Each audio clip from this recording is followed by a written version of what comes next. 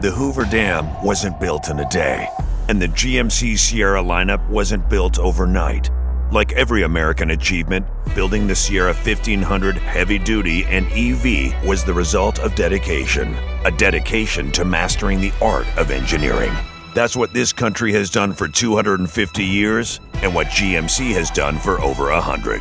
We are professional grade. Visit GMC.com to learn more. Assembled in Flint and Hamtramck, Michigan and Fort Wayne, Indiana of U.S. and globally sourced parts. A science story, huh? These NYU scientists, I felt right. But I was so And I just thought, well, I had figured it out It was that golden moment. because science was on my side.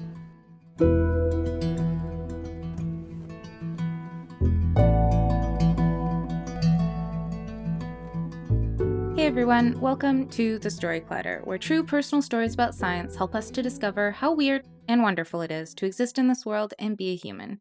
I'm your host, Misha Gajewski, and with Mother's Day right around the corner, we're marking the occasion with two powerful stories that explore the unique bond we share with our mothers, whether they're still with us or not. Our first story comes from New York storyteller, educator, and improviser Rita Rigano. She shared this story at our go-to New York spot, Caveat, and this story is such a beautiful and touching story about the complexities of the mother-daughter relationship. I don't want to give too much away, but grab your tissues. Here's Rita.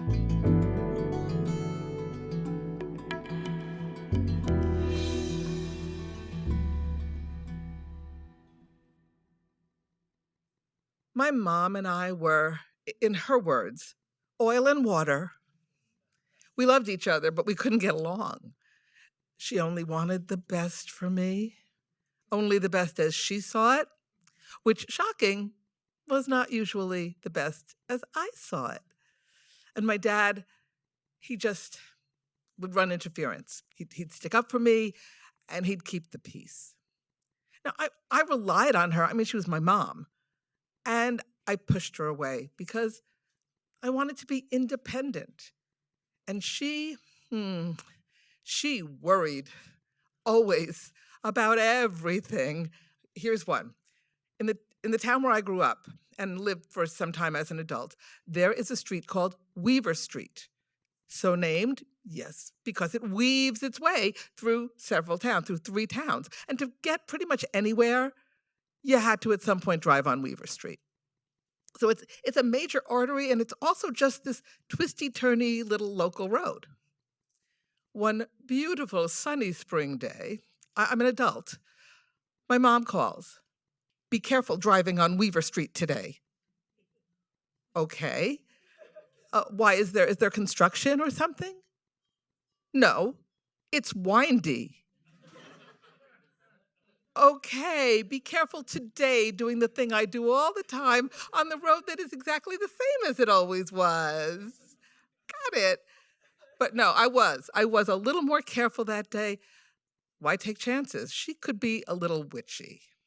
Oh, I could never lie to her.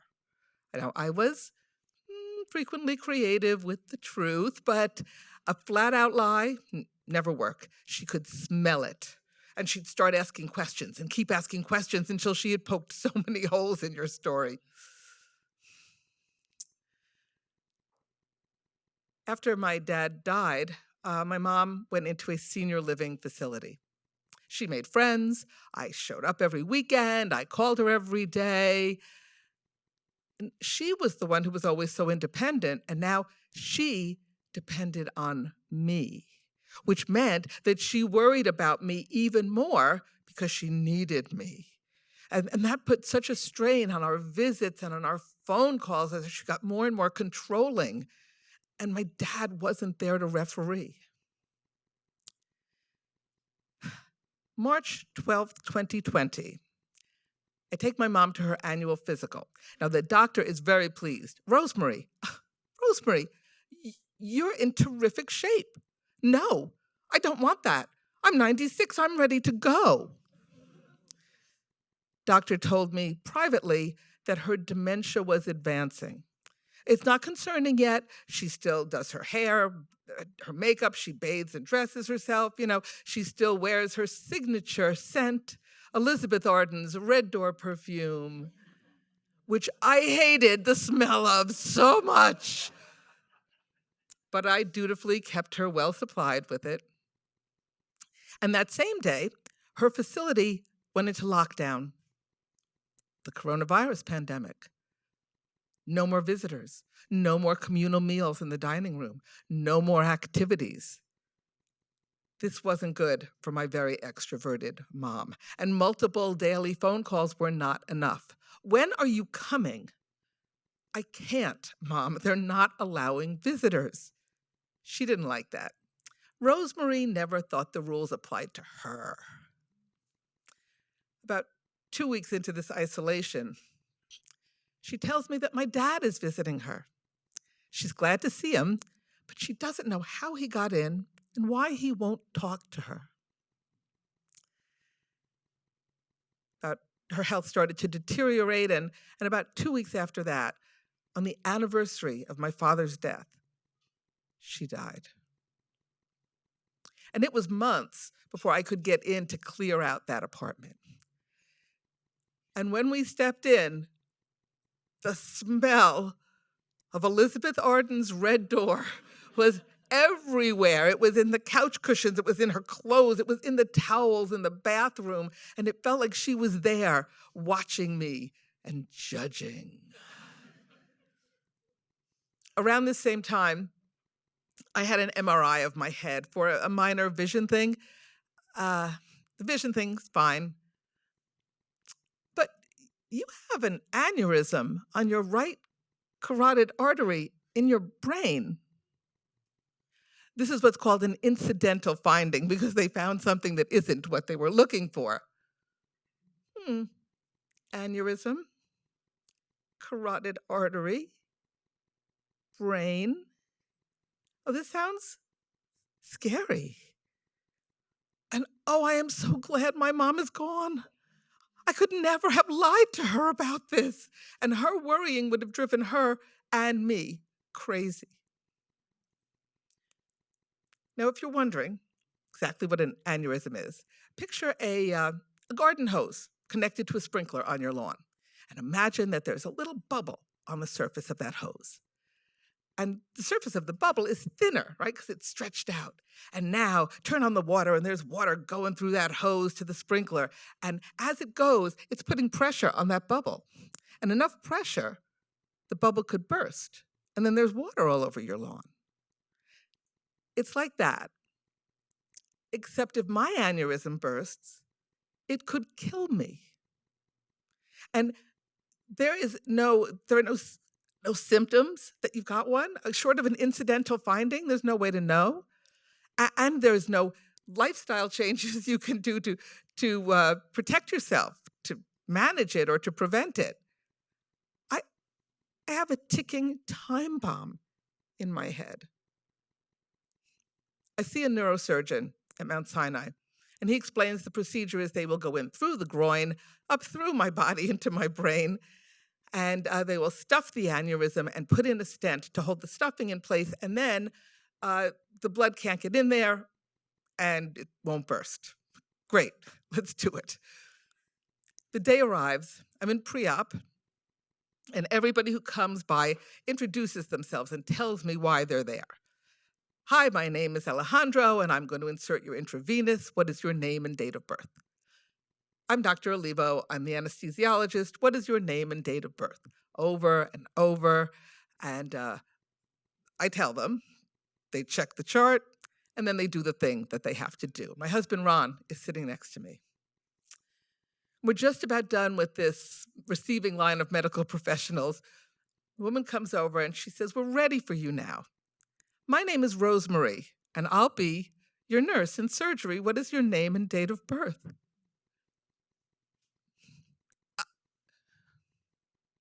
I couldn't speak.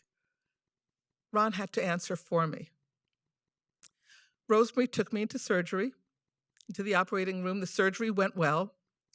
The surgeon told me afterwards that it took longer than expected because as they were snaking these instruments and cameras and things through my body, which is pretty amazing technology, actually.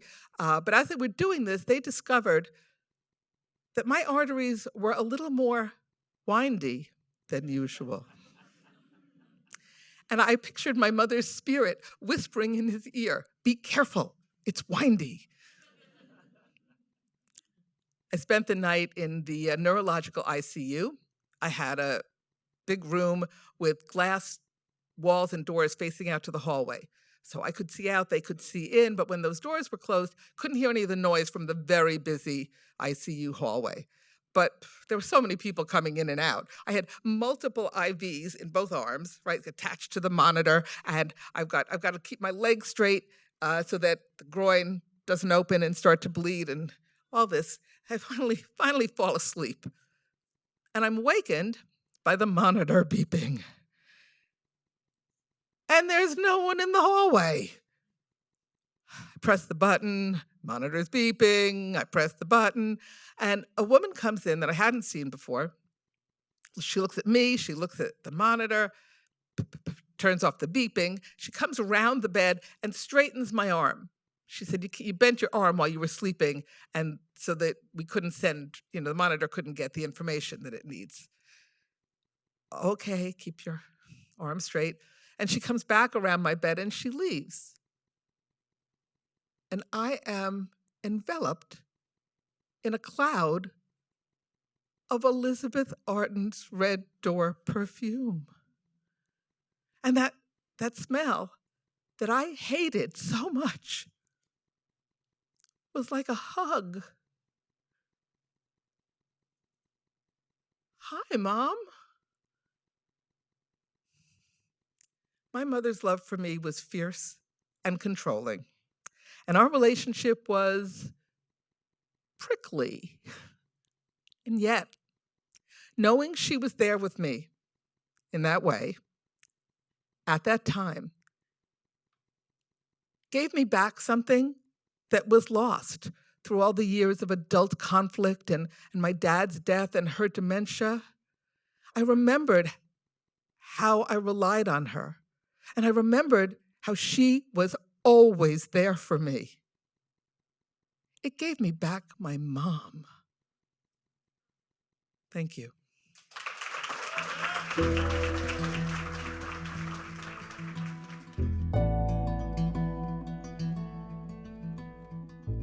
That was Rita. To learn more about her, visit our website, storyteller.org. Being a storyteller on stage is just one way to make Storyclatter happen, but if sharing your story in front of an audience isn't your jam, maybe becoming a Storyclatter donor is more up your alley. Right now, the voices of scientists and science communicators need to be heard more than ever. At Storyclatter, we believe that personal stories can cut through the noise, connecting people to the human side of science, building trust, and making complex issues real. But we can't do this work without you. Storyclatter donors play an essential role in our ability to bring you this podcast, share these stories, and foster conversations that matter. If you believe in the power of science storytelling, please donate to the Storyclatter at storyclatter.org/donate. The most popular level is $10 a month, and you can make your tax-deductible donation at storyclatter.org/donate. But really, any level makes a difference, and we're so grateful to everyone who supports Storyclatter. Hey Storyclatter listeners, as you probably guessed, I spend a lot of time at home, working, writing, even recording this podcast. And while my furnace air filter can keep out some nasty stuff, I realized the air in my house was kinda meh. Not terrible, just not great. You know that feeling? So I got an air doctor, and wow, within days my place felt like I had just cracked open a window in the mountains. This delightful air purifier quietly removes 99.99% of contaminants. Things like mold spores, smoke, even viruses, and you honestly feel the difference. It's not shocking, Newsweek named it the best air purifier, and 98% of customers say they noticed their air felt cleaner and safer. Plus, with a cat and tons of construction happening around me, I love that Air Doctor's technology is next level, capturing the tiniest particles that most filters miss. So if you want your home to feel like a breath of fresh air, literally, I have some great news. Right now, Storyclatter listeners can get up to $300 off an Air Doctor air purifier. Just go to airdoctorpro.com, that's AIRDOCTORPRO.com, and use promo code COLLIDER, COLLIDER, at checkout. Hey Story Clutter listeners, I've got an unfun fact for you. According to research by the Environmental Working Group, virtually every home in America has contaminants in its tap water. Yeah, I know. Gross. As someone who loves science, I went down a rabbit hole. PFAS, microplastic, arsenic, fluoride, chlorine. It's wild how much can be lurking in what we think is clean water. That's why I've been loving my AquaTrue water filter. AquaTrue uses a 4-stage reverse osmosis process that removes over 84 harmful contaminants, and it's certified to standards by the IAPMO. Plus, it's incredibly easy to use. No plumbing, no installation. It's perfect for renters or even in a college dorm. Just plug it in, pour your tap water in, and boom, clean, pure water in minutes. And if you're like me and drink a lot of tea and coffee, you can actually taste the difference. So, if you want to drink cleaner water, check out AquaTrue. AquaTrue comes with a 30-day money-back guarantee and even makes a great gift. Right now, Story Clutter listeners get 20% off any AquaTrue purifier. Just go to aquatrue.com, that's AQUATRU.com, and use promo code COLLIDER at checkout. That's 20% off any AquaTrue water purifier when you go to aquatrue.com and use promo code COLLIDER. Our next story is from Vancouver-based postdoctoral fellow Jordyn Rice. Her story is recorded at the Fox Cabaret in Vancouver, BC, way back in 2023. Jordyn's story is also a tearjerker, sorry, but what I love most about this story is that it so perfectly captures all those strange, funny, and challenging moments in those final days of someone's life. I'm so glad Jordyn shared this story with us, and I'm even more glad I get to share it with you. Here's Jordyn.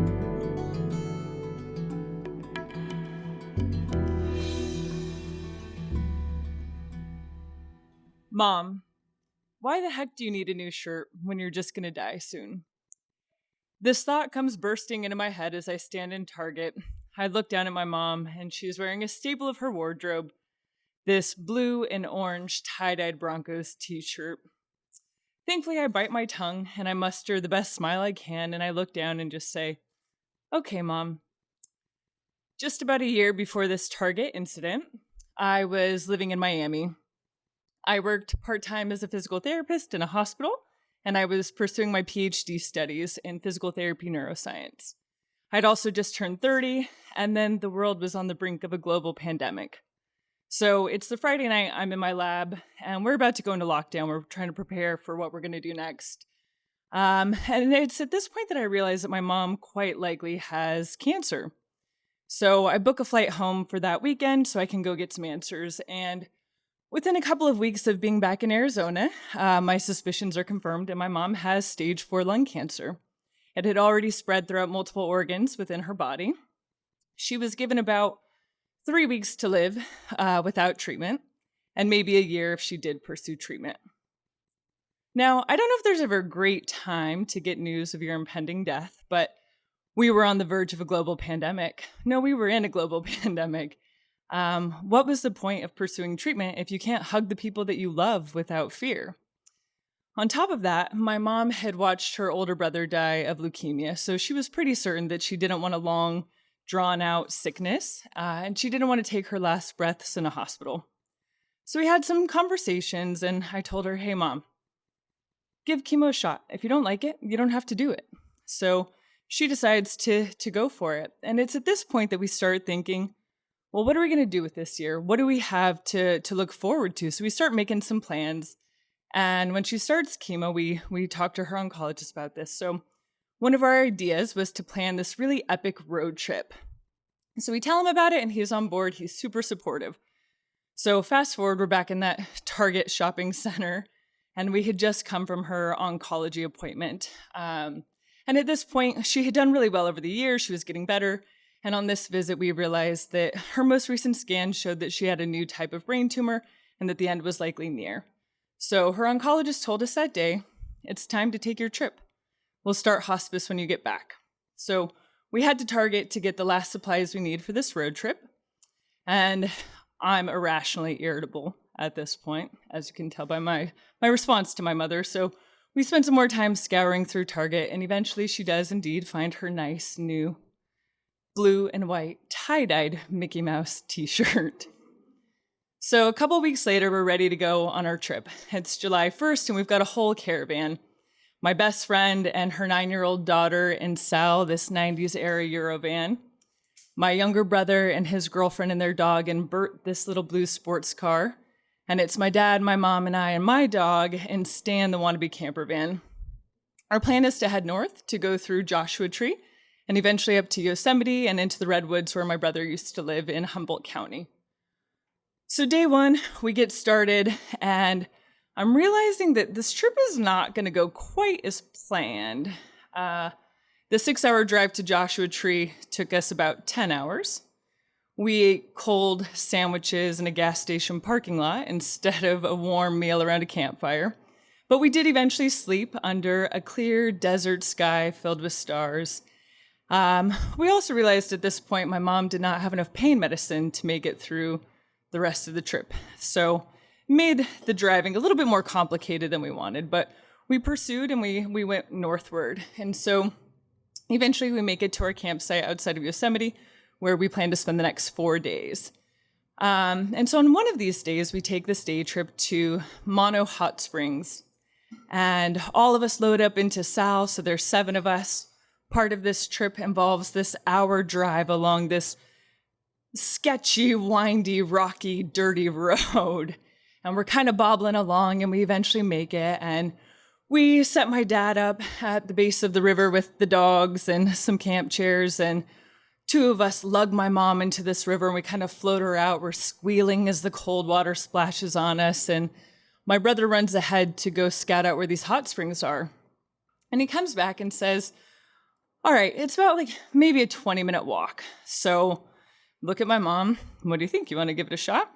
She's not walking very well at this point. She's like, all right, let's give it a shot. So 2 of us lug her out of the riverbank, and we hike on up, and begrudgingly, she lets us carry her to the hot springs for efficiency's sake. I don't think we would have ever made it if she just walked there. So we put her in the hot springs, and my niece is standing there with an umbrella to shade her from the sun. And I realized that was a little bit more involved to get her up there than we thought. So I run back to camp to go find an inner tube. We have this great idea. Instead of walking back, we'll float her down the river, and this will make life a lot easier. So I come back, I've got the inner tube. We somehow perch my very short mother into this floaty tube. We get her balanced, and then the rest of us kind of follow her down this rocky, shallow river, kind of avoiding the boulders, and we eventually make it back to my father, who is holding down the fort with the dogs, and he's videoing us on his cell phone. We all get back into the van, and we bobble back down the mountain, and at this point, every bump we hit, my mom is grimacing in pain. We'd really sucked a lot of energy out of her. So at this point, we are deciding to go to an Airbnb for a few days. Maybe we'll get some recovery if we can all sleep in real beds. That'll help kind of rejuvenate her so we can finish this trip. Because at this point, we really don't know. Do we keep going, or do we just go home? So we make it to the Airbnb. And one thing you should know is that I'm kind of the oddball in my family. I come from a family of stoners, to be quite honest.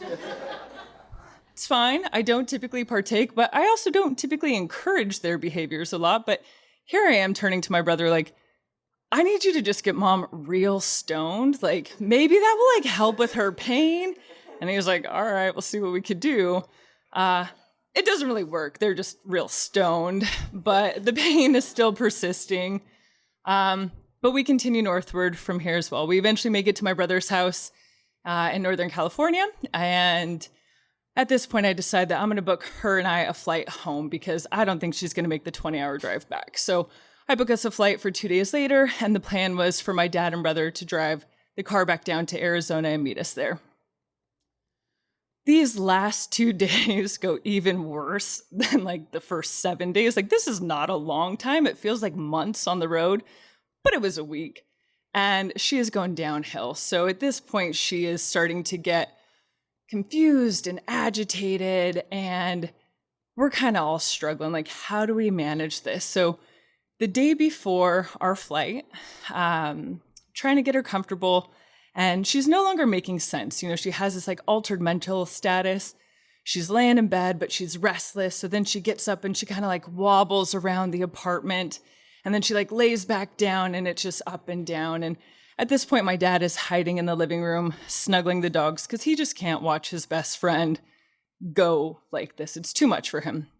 And my brother and I are standing in the doorway, kind of looking around like, what the heck is going on here? And we're convinced that these are our last moments with our mom. So we lean our head on each other and we have this like tender, teary-eyed moment. My brother turns to me and he says, Jordyn, you can't let mom die in my bed.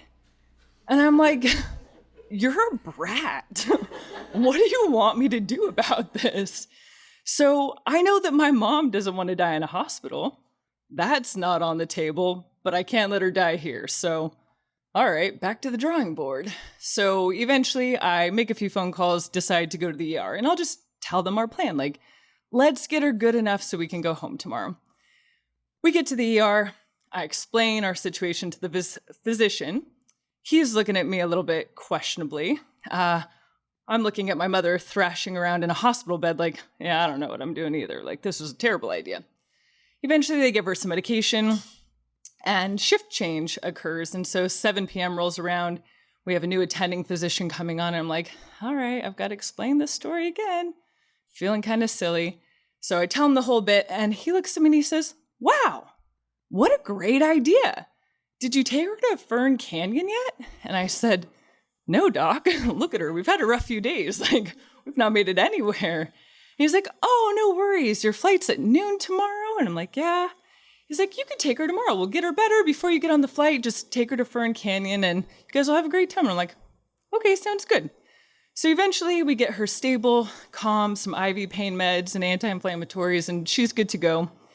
Around midnight, I leave the hospital with my finally calm mother and some prescriptions and a note from the doctor that says we can illegally park in the handicap spot at Fern Canyon to make our trail access a little bit easier. So that was kind of him. So we get home. It's a rough night, but we all get a few hours of sleep, and it's like time to wake my mom up and get on this plane to go back home. And I'm a little bit scared at this point. I don't really know who she's going to be when I wake her up. We've had a rough few days. So one of the things that the doctor gave me was a suppository. It's an antiemetic, supposed to help with nausea, and it's also a mild sedative. So he's like, give this to her, it'll help with the flight. I'm like, all right. So I put my clinician hat on and I glove up and I'm like, hey, Mom, I gotta give you some medicine. I've got to put it in your bum. And I eventually just roll her over and I do it. And I kid you not, the first coherent words that my mother said to me in 24 hours were, did you just poke me in the asshole? Why, yes, I did. Well, why? I then proceed to tell her about our last few days, taking her to the hospital while I'm trying to get her dressed and out the door so we can catch this flight. And she's just looking at me in utter disbelief, like, why would you do any of this? Eventually we get to the airport. She's been a bit more with it, but then that sedative starts to kick in. So she's kind of smiley and dozy and smiley and dozy. And I'm starting to have doubts about taking my drugged mother through the airport. She's dressed in my brother's big green baggy sweatpants and another tie-dyed yellow and green Humboldt State t-shirt. And I'm like, am I gonna have a weekend at Bernie's moment at the airport right now? Thankfully it's Humboldt County, nobody cares. So we get on the flight. We did not make it to Fern Canyon, but we did get on the flight that day, and she instantly passes out. At this point, I become a little bit hypervigilant. I'm counting her respiration rate. I'm feeling her pulse, both of which are very low. So every now and then I give her a really solid pinch and she kind of wakes up and she smiles at me and then she falls back asleep. And all I can think is, please don't die on this plane. Or if you do, maybe nobody will notice until we make it back to Arizona. Like, we are so close to getting back. Eventually, we land. My cousin picks us up from the airport. And my mom is now fully lucid. She's with it. And she's telling him all about it. Can you believe she took me to the hospital? Like I was the mad woman here, and she's just going on and on and on. We get some sandwiches and a slushie from a local chain, and we eventually make it home, watch some TV. Feels like a pretty normal night. My brother and dad make it the next morning, and my mom starts hospice. So 12 days later is my mom's 58th birthday, and it is just my dad and I at this point. My brother has gone back to California, and we woke up that morning and we kind of had a feeling that maybe today was going to be the day. Since she had started hospice, her words were becoming less. Paragraphs were becoming sentences, sentences words, and eventually on that day, she didn't have any words left for us. She just kind of stared off into space. But we woke up and we baked a German chocolate cake and we played ABBA and listened to John Denver all day. We filled the house with balloons and we sang her happy birthday and fed her a spoonful of frosting. And at the end of all of that, we turned down the lights and we lit a candle and we put on some sleepy time music. And I crawled into her hospital bed with her. And my dad pulled up a recliner next to her and held on to her hand. We fell asleep as this soft desert rain came down all night. And at 2 a.m, he woke me up and said, "Hey, she's passed." So he went off to bed and I stayed with her. He didn't want to be there when they took her body. So eventually the white van came for my mom. I kissed her forehead one last time and they took her away, wearing her nice, new, tie-dyed Mickey Mouse t-shirt. When my dad woke up, we looked at each other and kind of decided there's no more work to be done this week. So we did the only thing that there was to do, and we hit the road again. We headed north back to my brother's house.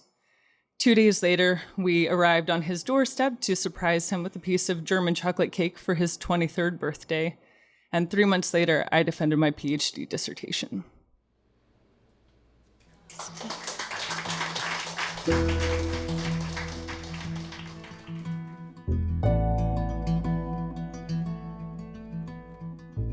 That was Jordyn. To learn more about her, visit our website, storyclatter.org.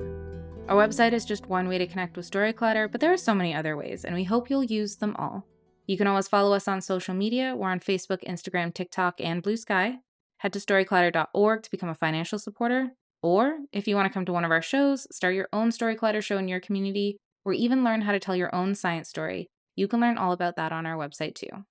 This podcast is produced by me, Misha Gajewski, along with Jen Chen, Nikisha Roberts-Washington, and Aaron Barker, Executive Director and co-founder of The Storyclatter.